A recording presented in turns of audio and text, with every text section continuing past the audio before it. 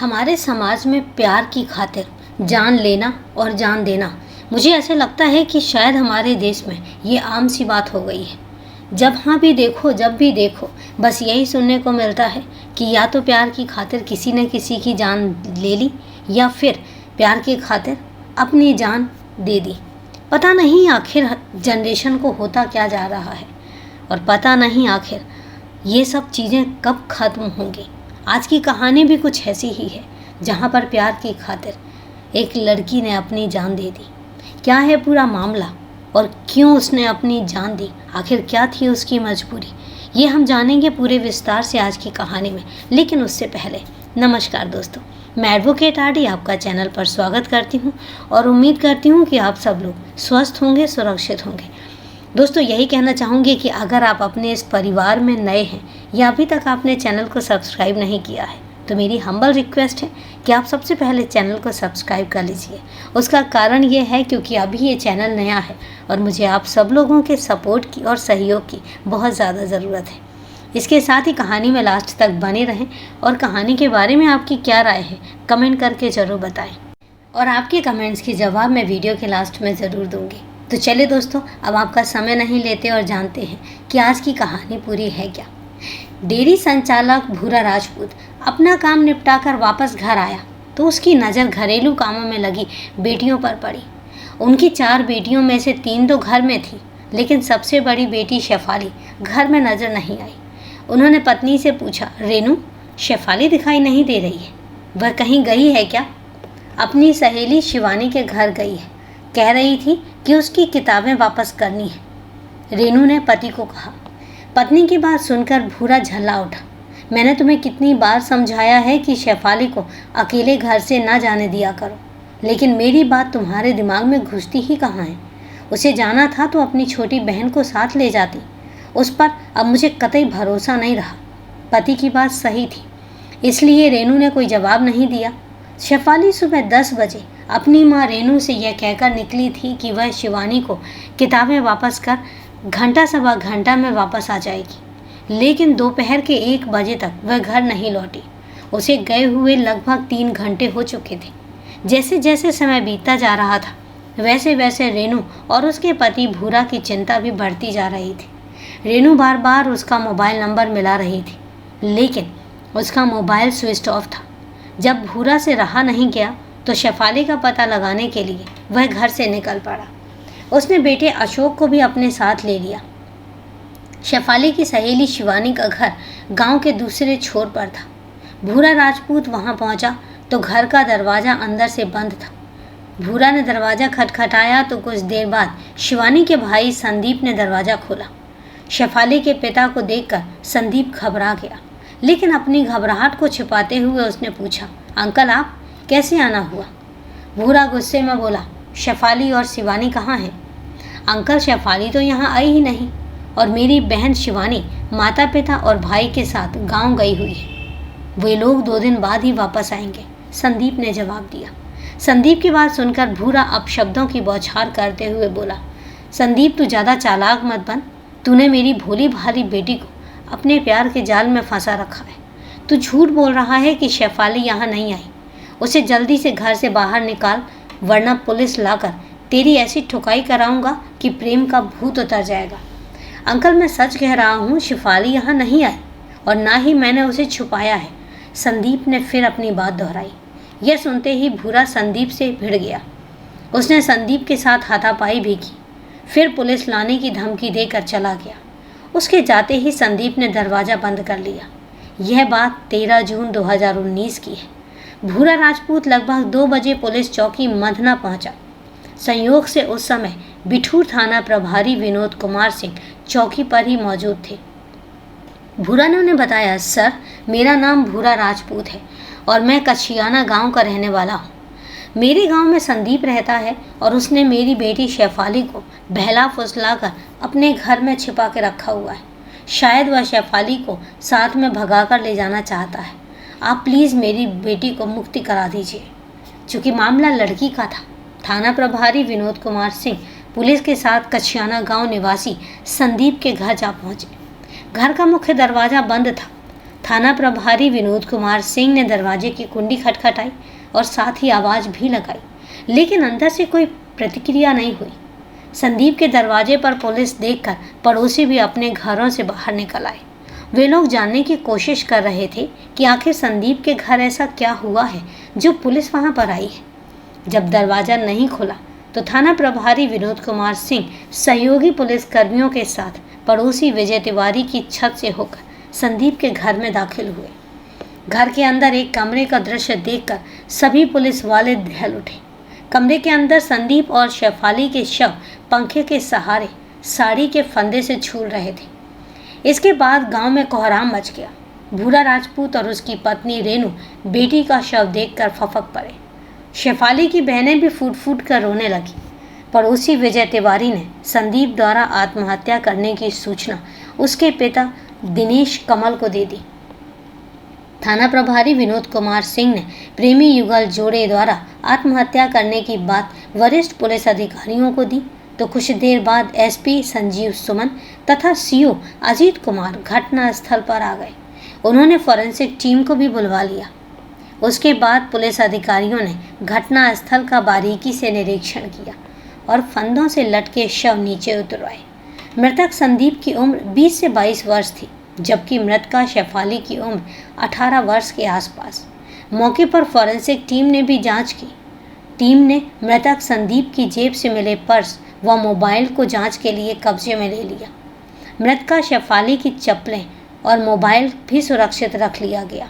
Police team ने वह साड़ी भी जांच की कार्रवाई में शामिल कर ली जिससे प्रेमी युगल ने फांसी लगाई थी। अब तक मृतक संदीप के माता पिता व भाई बहन भी गांव से लौट कर आए थे और शव देखकर बिलख बिलख कर रोने लगे। संदीप की मां माधुरी जाने से पहले उसके लिए पराठा और सब्जी बनाकर रख कर गई थी। संदीप ने सिर्फ वही खाया था। पुलिस अधिकारियों ने मृतकों के परिजनों से घटना के संबंध में पूछताछ की और दोनों के शव पोस्टमार्टम हेतु लाला लाजपत राय अस्पताल कानपुर भिजवा दिए। मृतकों के परिजन एक दूसरे पर दोषारोपण कर रहे थे जिससे गांव में तनाव की स्थिति बनती जा रही थी और इसीलिए पुलिस अधिकारियों ने सुरक्षा की दृष्टि से गांव में पुलिस तैनात कर दी और साथ ही आनन फानन में पोस्टमार्टम कराकर शव उनके घर वालों को सौंप दिए। कानपुर महानगर से 15 किलोमीटर दूर जीटी रोड पर एक कस्बा है मधना, जो थाना बिठूर के क्षेत्र में आता है।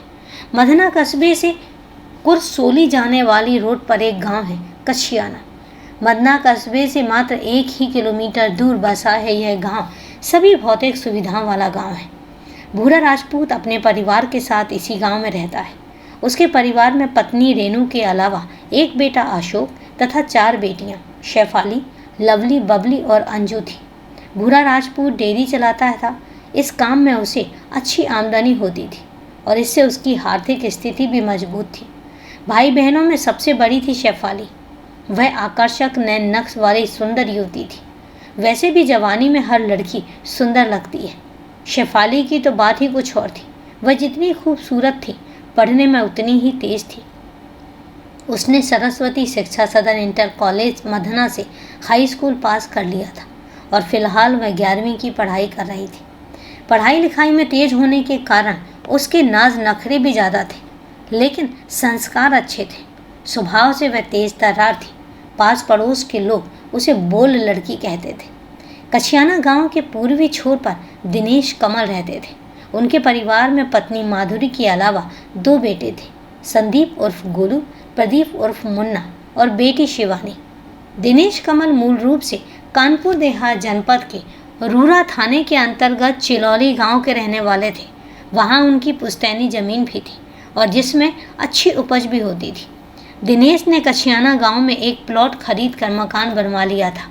इस मकान में वह परिवार सहित रहते थे और वह चौबेपुर स्थित एक फैक्ट्री में काम करते थे।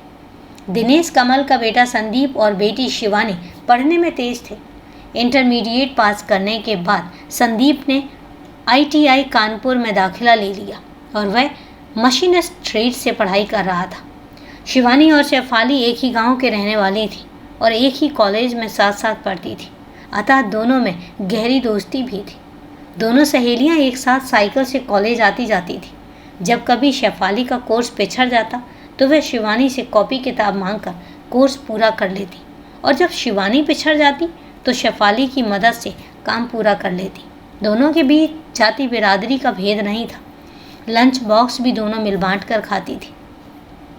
एक रोज कॉलेज से छुट्टी होने के बाद शिवानी और शेफाली घर वापस आ रही थी। तभी रास्ते में अचानक शेफाली का दुपट्टा उसकी साइकिल की चेन से फंस गया। शेफाली और शिवानी दुपट्टा निकालने का प्रयास कर रही थी, लेकिन वह निकल नहीं रहा था। उसी समय पीछे से शिवानी का भाई संदीप आ गया। वह मदना बाजार से सामान लेकर लौट रहा था। उसने शिवानी को परेशान हाल में देखा तो स्कूटर सड़क किनारे खड़ा करके पूछा, क्या बात है शिवानी, तुम परेशान दिख रही हो? हाँ भैया देखो ना, शेफाली का दुपट्टा साइकिल की चेन में फंस गया है, निकल ही नहीं रहा। तुम परेशान मत हो, मैं निकाल देता हूँ। कहते हुए संदीप ने प्रयास किया तो शेफाली का दुपट्टा निकल गया। उस रोज़ संदीप शेफाली की पहली मुलाकात हुई थी और पहली ही नज़र में दोनों एक दूसरे की ओर आकर्षित हो गए। खूबसूरत शेफाली को देखकर संदीप को लगा यही मेरे सपनों की रानी है।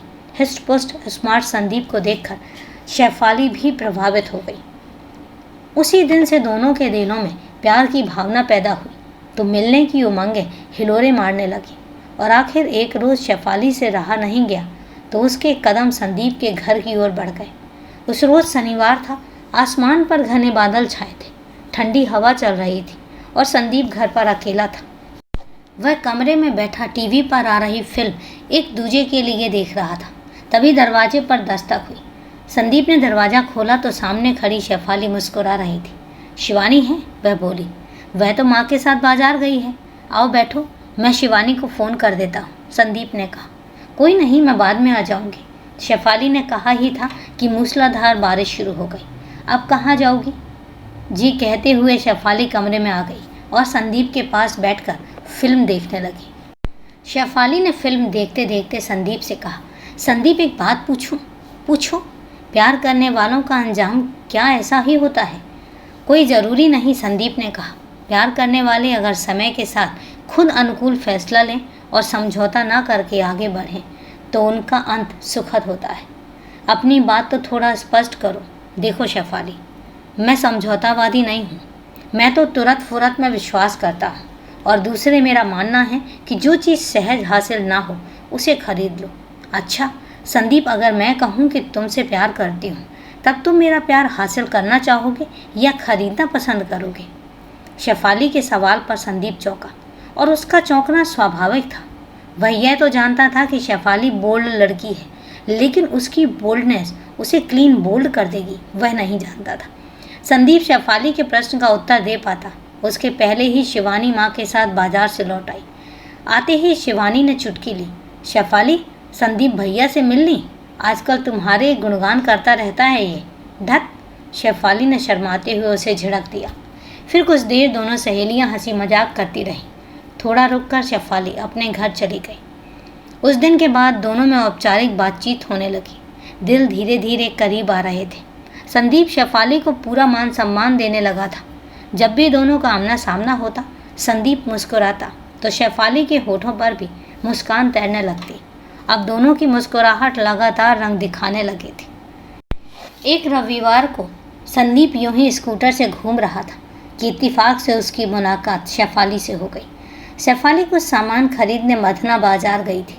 चूँकि शेफाली के मन में संदीप के प्रति चाहत थी, इसलिए उसे संदीप का मिलना अच्छा लगा। उसने मुस्कुराकर पूछा, तुम बाजार में क्या खरीदने आए थे? मैं बाजार से कुछ खरीदने नहीं बल्कि घूमने आया था। मुझे पंडित रेस्तरां की चाय बहुत पसंद है। तुम भी मेरे साथ चलो। तुम्हारे साथ हम भी वहाँ एक कप चाय पी लेंगे। ज़रूर। शेफाली फ़ौरन तैयार हो गई। पास ही पंडित रेस्तरां है। दोनों जाकर रेस्तरां में बैठ गए। चाय नाश्ते का ऑर्डर देने के बाद संदीप शेफाली से मुखातिब हुआ। बहुत दिनों से मैं तुमसे अपने मन की बात कहना चाह रहा हूँ। आज मौका मिला है, इसलिए सोच रहा हूँ कि कह ही दूँ। शेफाली की धड़कनें तेज हो गई। वह समझ नहीं पा रही थी कि संदीप के मन में क्या है और वह उससे क्या कहना चाह रहा है। कई बार शेफाली ने रात के सन्नाटे में संदीप के बारे में बहुत सोचा भी था और उसके बाद इस नतीजे पर पहुंची थी कि संदीप अच्छा लड़का है, जीवन साथी के लिए उसके योग भी है। लिहाजा उसने सोच लिया था कि अगर संदीप ने प्यार का इजहार किया तो वह उसकी मोहब्बत कबूल कर लेगी। संदीप ने सीधे सीधे कहा, शेफाली, मैं तुमसे प्यार करता हूँ। शेफाली ने उसे प्यार की नज़र से देखा और उसने भी कहा कि मैं भी तुमसे बहुत प्यार करती हूँ। यह भी जानती हूँ कि प्यार में कोई शर्त नहीं होती, लेकिन दिल की तसल्ली के लिए एक प्रश्न पूछना चाहती हूँ। ये बताओ कि मोहब्बत के सिलसिले में तुम कहाँ तक जाओगे? जिंदगी की आखिरी सांस तक। संदीप भावुक हो उठा। शेफाली, मेरे लफ्ज़ किसी तरह का ढोंग नहीं है। मैं सचमुच तुमसे प्यार करता हूँ। प्यार से शुरू होकर ये सिलसिला शादी पर ख़त्म होगा और उसके बाद हमारी ज़िंदगी साथ साथ गुजरेगी। शेफाली ने भी भावुक होकर उसके हाथ पर अपना हाथ रख दिया। प्यार के इस सफ़र में मुझे अकेला तो नहीं छोड़ दोगे शेफाली? संदीप ने उसका हाथ दबाया। जान दे दूंगा, पर इश्क का ईमान नहीं जाने दूंगा। इस तरीके से शेफाली और संदीप की प्रेम कहानी शुरू हो चुकी थी। गुपचुप मेल मिलापें और जीवन भर साथ निभाने की कसम पे वादे, दिनों दिन उनका मेल मिलाप रिश्ता खटक होता गया। दोनों का मेल मिलाप कराने में शेफाली की सहेली शिवानी अहम भूमिका निभाती रही। एक दिन प्यार के क्षणों में बातों बातों में संदीप ने कहा, शेफाली, अपने मिलन के अब चंद महीने बाकी हैं। मैं कानपुर ITI से मशीनिस्ट ट्रेडर्स का कोर्स कर रहा हूँ। मेरा यह आखिरी साल है। डिप्लोमा मिलते ही मैं तुमसे शादी कर लूँगा। संदीप की बात सुनकर शेफाली खिलखिलाकर हंस पड़ी। संदीप ने अचकचाकर उसे देखा। मैं इतनी सीरियस बात कर रहा हूँ और तुम हंस रही हो? बचकानी बात करोगे तो मुझे हंसी ही आएगी ना। मैंने कौन सी बचकानी बात कर दी? शादी की बात, शेफाली ने मुस्कुराते हुए कहा। बुद्धू, शादी के बाद पत्नी की सारी जिम्मेदारियाँ पति की हो जाती हैं। एक पैसा तुम कमाते नहीं हो, मुझे खिलाओगे कैसे? मेरे खर्च और शौक पूरे कैसे करोगे? ये मैंने पहले ही सोच रखा है, संदीप बोला। डिप्लोमा मिलते ही मैं दिल्ली या नोएडा जाकर कोई नौकरी कर लूँगा और शादी के बाद हम दिल्ली में ही अपनी अलग दुनिया बसाएंगे। संदीप की ये बात शेफाली के मन को भा गई। दिल्ली उसके लिए भी सपनों का शहर था, इसलिए संदीप ने उससे दिल्ली में बसने की बात कही तो उसका मन खुशी से झूम उठा। संदीप और शेफाली का प्यार परवान चढ़ ही रहा था कि एक दिन उनका भांडा फूट गया। हुआ यूं कि उस रोज़ शेफाली अपने कमरे में मोबाइल पर संदीप से प्यार भरी बातें कर रही थी और उसकी बातें माँ रेनू ने सुनी तो उनका माथा ठनका। कुछ देर बाद उन्होंने उससे पूछा, शेफाली, ये संदीप कौन है और इससे तुम कैसे अटपटी बातें करती हो? शेफाली ने डरी ना लजाई। उसने बता दिया, माँ, संदीप मेरी सहेली शिवानी का भाई है। गांव के पूर्वी छोर पर रहता है और बहुत अच्छा लड़का है। हम दोनों एक दूसरे से प्यार करते हैं और शादी करना चाहते हैं। रेनू कुछ देर गंभीरता से सोचती रही, फिर बोली, बेटी, अभी तो तुम्हारी पढ़ने लिखने की उम्र है, प्यार व्यार के चक्कर में पड़ गई। वैसे भी तुम्हारी पसंद से शादी करने पर मुझे कोई एतराज़ नहीं है। किसी दिन उस लड़के को घर ले आना, मैं उससे मिल लूँगी और उसके बारे में पूछ लूँगी। सब ठीक ठाक लगा तो तुम्हारे पापा को शादी के लिए राज़ी कर दूँगी। 3-4 दिन बाद शेफाली ने संदीप को चाय पर बुला लिया।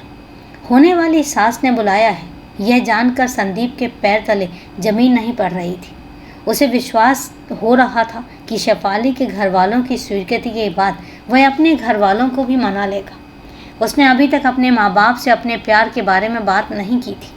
घर में उसकी बहन शिवानी ही उसकी प्रेम कहानी को जानती थी।